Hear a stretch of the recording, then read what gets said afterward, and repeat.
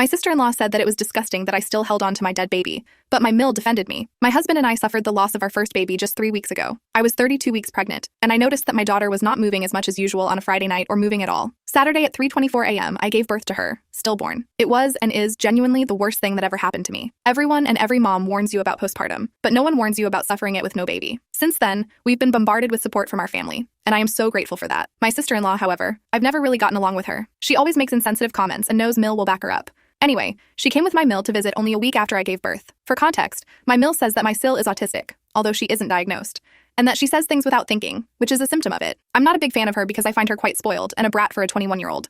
While they were there, I was just trying to stay positive so I wouldn't cry in front of them. The first instance of her saying something really insensitive to me was when I mentioned joining a grief group because that's what my doctor recommended. She asked me, "A group for grieving moms? But won't their dead children be older? Would you even relate?" I understand it may have been just her not understanding, but it hurt worse than I thought. My doctor and mom have reiterated that I should consider myself a mom now, and I guess I just didn't know that some people won't think I am because I don't have a baby. And I never did, apart from a few minutes. But still, that's not even what I'm offended about. What hurt me was my MIL asking me if I got the chance to hold my daughter. I said yes, and was grateful to the nurses for treating her like every other baby, wrapping her up, putting her a hat on, and giving her to me. My husband agreed, and told them that he held her and carried her down to where she was going when I was done. And he was glad for that. My seal then says, without hesitation, "Ew, you touched it when it was dead?" My heart dropped. First of all, referring to her as it is disgusting to me. And second of all, the entire sentence is just awful too. I genuinely didn't know what to say. My Mill scolded her, and my husband told them it was time to go. I am sure he's at the edge, and another word from Sil might make him nuclear. She never apologized. Later on, my Mill called to apologize on behalf of CL. I told her honestly I didn't want or need an apology unless it came from her daughter, and even then, it was not likely I'd accept it. My Mill got pissy with me, and now they are both mad at me for alienating them because of her being autistic.